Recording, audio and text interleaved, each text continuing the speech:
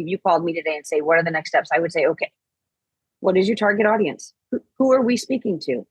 Are we speaking to people that are retiring and downsizing? Are we speaking, that sort of thing? So we need to figure out who that target audience is so that we know what we're saying to them. I would then want to know what differentiates you. I would want to understand how what is your value proposition in this world right now? We're in the middle of changing how we do business. And what makes you, as an example, a buyer's agent? What makes you a great buyer's agent? What are the things that you do differently that I need to know about? We are here today. Jeni and I promised that we would get on quarterly to talk about something relevant. And at the beginning of the year, Jeni actually mentioned branding, personal branding, and that's something that we really wanted to dive into. And I was so excited about it. So that's what we're going to dive into today, just creating a lasting personal brand. And Jeni is on the forefront getting these questions probably daily, if not weekly, about building personal brands. And we just wanted to focus people in on why we're building these brands and how doing it the right way. So we figured to bring an expert in to talk us through that. So Jeni, obviously, you've been on with us before. Jeni is the Chief Marketing Officer for Gibson Sotheby's International Realty. She has a long history in the real estate industry in marketing. So Jeni, if we could dive in, can you talk us through just what we mean when we're talking about this personal brand in real estate for agents? Yeah, I think, we've talked about this a bit. And the idea for me is a lot of times agents will come to us and say, really, they think of a brand as just a logo. And to me, that is the last step of the branding process. Really, it's a matter of figuring out who you are and what you do differently in your business. And your personal brand, the easiest way to explain it is, what do people say about you when you're not in the room? What do they think about you when your name comes to mind? What is their visceral response when they see an email come in from you or your name on their caller ID? And that includes everybody from an agent perspective to your clients, the co-brokes you're working with, and the staff that you work with every single day, right? All of that is part of your brand. And I just think it's sometimes it's a little confusing to agents. And I thought this would be a great opportunity to really dive in and let's talk about what it means to build a brand. Yes, I love that because it's something, it's almost, we all do that in so many ways. You try to get started with something and you obsess over something that's just not even relevant.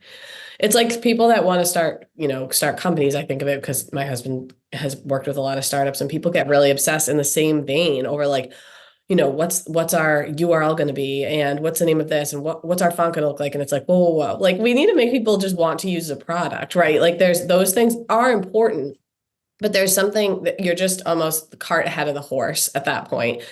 Yes. It's nice. It's nice to have a nice logo. It's nice to have good branding and consistency.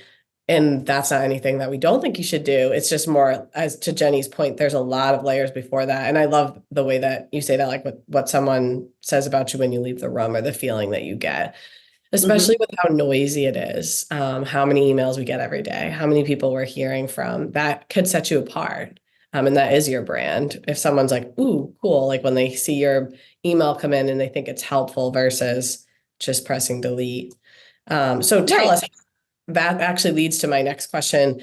How do you want to be known? So if that's in your community, like, can you walk us through that and how people can set themselves up that way? Yeah, I think, sometimes you're looking at, what is that positioning statement sort of thing? And, you can drive it down to a verb or a noun when you're thinking about it, right? So if you take a step back and you look at some of the big brands out there, one that comes to mind, Volvo. You don't think of the logo. That's not the first thing, at least for me. I don't think of the logo first. I think safety. They're known for safety in their cars, and they appeal to people who want to drive a safe vehicle. That's what they're known for. And it's just one word, right? So really going through an exercise, it's similar to when a company is thinking about a mission statement or a vision statement or a value proposition, right? All of those things are part of what's driving your brand. So I would be looking at, if I were building a brand for myself, I would be looking at what are some of the qualities that I want to be known for. You'll often hear from real estate agents, integrity, quality. And it's like, oh, okay. But from a marketing perspective, when we're looking at branding, let's get a little bit deeper, right? And those should let's go really without think. saying. Those good should go without saying, Yeah. exactly. Good goals, So but like, yeah, let's get a little bit more yeah, so specific. yeah, so it's just a little bit more specific on what that means, and part of that is figuring out who is your target audience. You can't be all things to all people and do it well.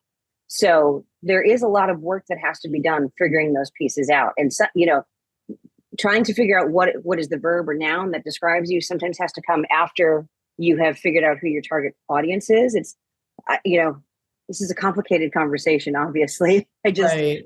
want to make sure that we get through some of these pieces. I think about, well, let's look at Five Guys Burgers as another example. Their target audience is not vegans. Do Right. they offer some things that vegetarians may want to eat, or they may have some vegan items on their menu? Yes, but that's not their typical, client that they're looking for. So as an agent, what is your target audience? Are you really good with first-time home buyers? Is that something that you focus on? Do you like working with historic homes? Are you comfortable in that arena? Are you a specialist with waterfront properties? Really trying to define what makes you different in your industry will help, and the people that you work with will help you define your brand. I love that. And you can do these micro exercises too. I think people get scared by this, right? You don't want to be, you don't want to only appeal.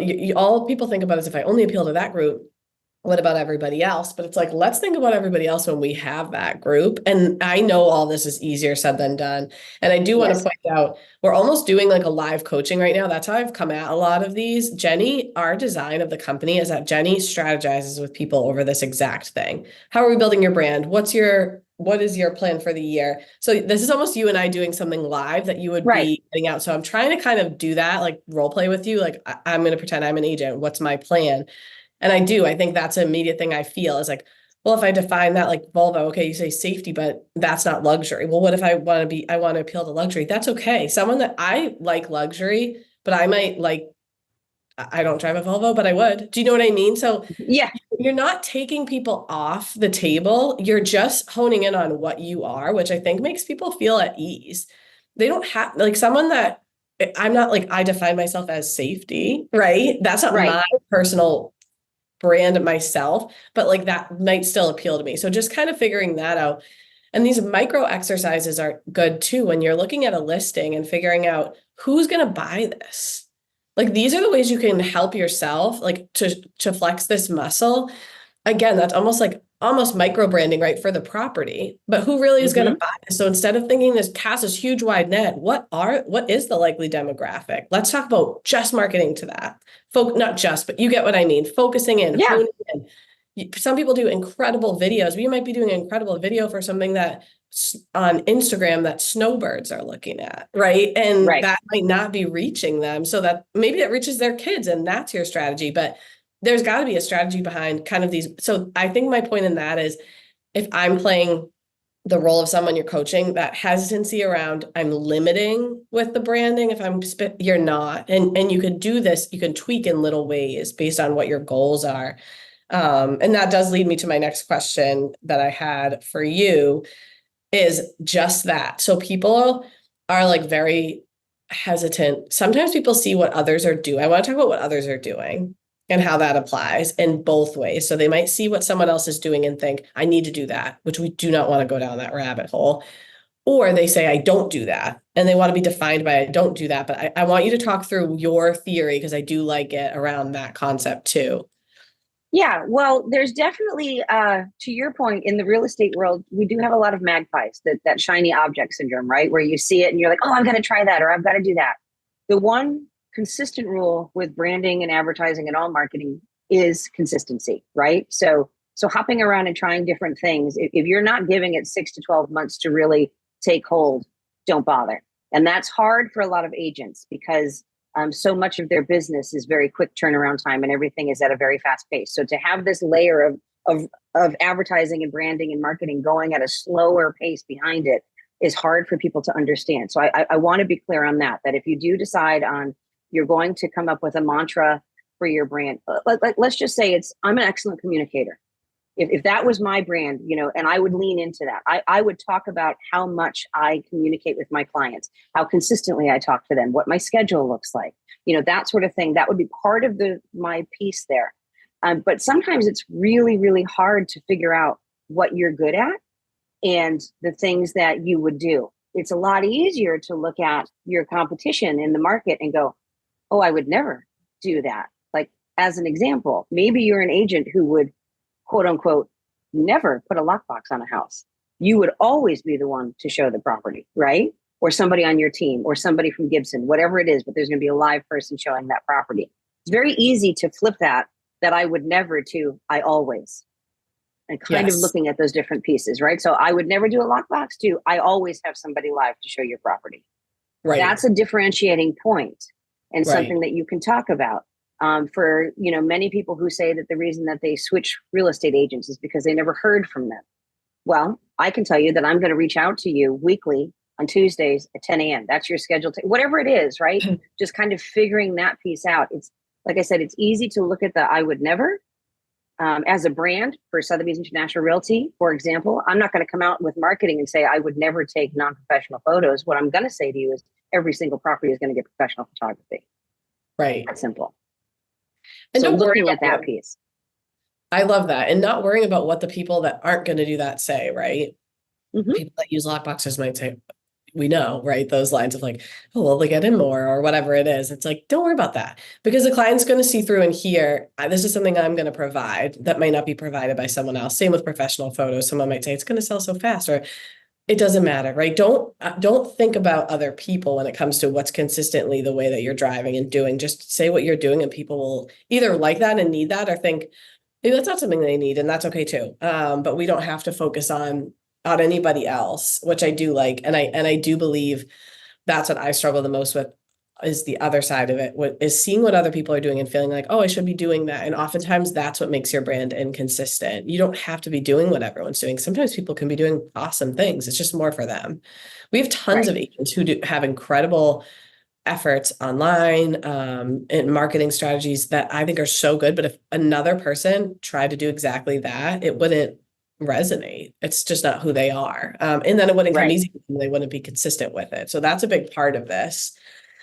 And to that, walk me through, does everybody need to do this in some form? And what does that look like? Is our agents underestimating the personal brand? What should they be doing if they're listening here and they're like, I haven't even done any of this? Right. Yeah. I do think everybody needs to go through the exercise of kind of figuring out who you are and what you stand for. It's the same to your point of starting, you said, building a company or a new product. You have to figure out what is the process for that. And every agent is an entrepreneur that owns their own business. And so figuring out where that fits within, the ecosystem of the real estate world, I do believe is important. I don't think everyone needs a logo package in fonts and that sort of thing. And I'll give you two examples.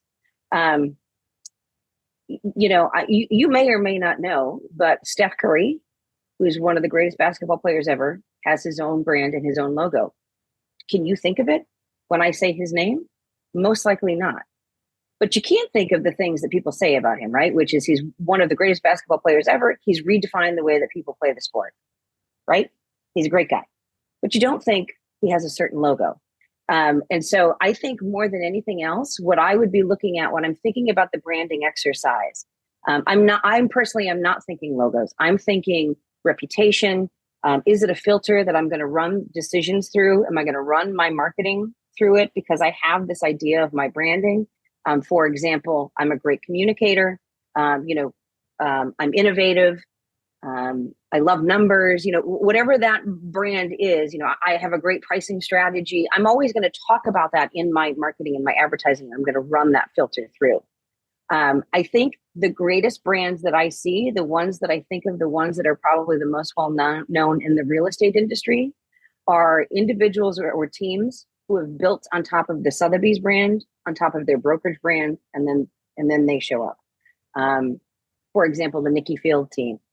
It's all about the Nikki Field team, right? I don't know what her logo looks like, but I know her reputation. I know that she works incredibly well in the high-end sector, that she's incredibly collaborative with other agents around the network, and that she works very hard to help people sell their top tier properties.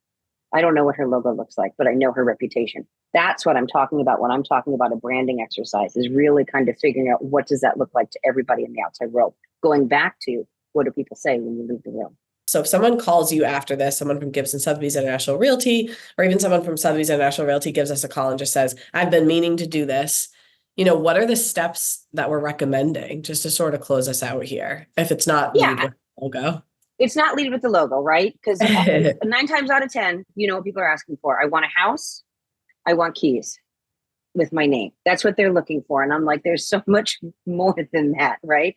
And so I guess for me, if I were to sit down with you and if you called me today and say, what are the next steps? I would say, okay, what is your target audience? Who are we speaking to? Are we speaking to people that are retiring and downsizing? Are we speaking, that sort of thing? So we need to figure out who that target audience is so that we know what we're saying to them. I would then want to know what differentiates you. I would want to understand how what is your value proposition in this world right now? We're in the middle of changing how we do business. And what makes you, as an example, a buyer's agent? What makes you a great buyer's agent? What are the things that you do differently that I need to know about? So kind of figuring out those pieces, the value that you provide. Again, looking at your competition to see if there's some glaringly obvious things, or maybe you look at your competition and say, yeah, I do those 4 things and these other 3. Just kind of figuring out which is really your value proposition again, and leaning into that. And then after all that is said and done, then we may talk about your logos, right? And what that would and be, and how you're going to use it. And from there, we're going to build a marketing strategy incorporating all of that information. So it's not just slap a logo on a photo and post it on social media and you're done. It's all about the messaging that goes around that incorporates all of those pieces that we talked about: your target audience, what you do differently, your value proposition, and running it through that filter. And then we can help you create that branding piece, which is going to include social media posts, if you want to do video, your emails, postcards, all of that stuff. I love that. And I do want to underscore before we end and close out, the Sotheby's International Realty brand, the Gibson Sotheby's International Realty brand. There also is something in that we've given the brands to, so this isn't something that anybody needs to be listening to and be like, oh my gosh, I have to go do this. In a sense, that's why you're here. You have a brand, you have something, you have a filter. You could adopt this and do so well, right? And have because your name brings something no matter what. That's how we design our listing presentations, right? We talk about the Sotheby's International Realty brand. What is Gibson Sotheby's International Realty? And then what do you bring? And we bring these incredible 3 tiers, one that wouldn't be the same without the other. And so you don't necessarily need to go get a logo with your name in it to have your own personal brand. This isn't something that we're recommending that you have to do. Thinking through your tier of that is incredibly important. And I would suggest everyone do it. But if you have that steadfast, it doesn't matter if you have a logo or anything. If you have your clear vision on what you bring to the table, what kind of clients you want to work with, it's a relationship business. It's almost like having a boyfriend or a girlfriend that's not great to you. And maybe they're interested in someone else. And you're like, oh, I'll be like that. You would never say that, right? You'd say, okay, clearly this isn't going to work out. So I think coming at it that way and just figuring out who are you in the relationship? What do you bring to the table? That's all we're recommending, because you have an incredible brand behind you. You have technically 2 incredible brands behind you, and having something specific for you that involves a logo, that involves it's not going to hurt you, but you don't necessarily need to go scramble and do that. So if you could, Jeni, just give us a sense of, since we're talking about branding, Sotheby's International Realty and Gibson Sotheby's International Realty, what are those filters and what does that mean? Yeah, so if I'm thinking of Sotheby's International Realty first, I'm going to think of certainly luxury comes to mind, quality, innovation. Sotheby's International Realty is actually one of the more innovative brands out there. I think of heritage. I think of a consistent consistency within that space, right? They're an incredibly well-known brand, and they lean on that Sotheby's auction house heritage.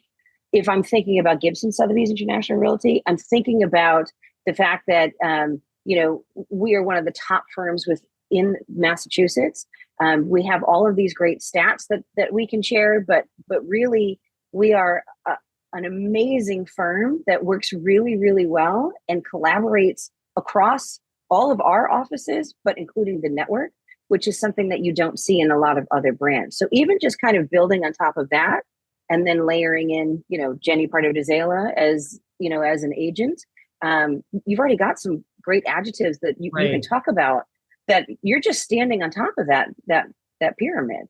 Yeah, we have this timeless, sophisticated brand that we stand on in a time of uncertainty, right? Yeah. And we have the Gibson Sotheby's International Realty brand that is the number one Massachusetts based with local ownership. That's a huge deal, right? You have so complement all of that with what you're bringing, because all of that is collaboration, to Jeni's point. All of that is being accessible. We bring the best of both worlds. So just starting with that, if you're doing your exercise and figuring out what's this last piece that I am, it should be the easiest exercise of your day, because it's you, right? If it feels hard, you're probably overthinking it and maybe trying to make something up, and you don't need to, especially because you've been doing well. So just figure out why that is. So thank you so much for your time today, Jeni. I love that we can do these. We do promise to do these quarterly. If you have ideas for topics, let me know. And if you're from Gibson Sotheby's International Realty and you listen to this and you want to do this exercise, please reach out to one of us. This is what we're here for. And I think right now we were talking about this before we got on. It's a really critical time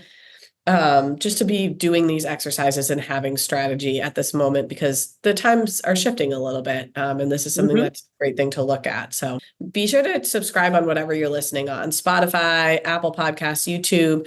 And also you can follow me at Nicole Reinhart to see the clips come out. We do release one every Wednesday. That's on Instagram. So yeah, thank you so much, Jeni, for being on, and we'll see you in a couple weeks. Thank you for having me.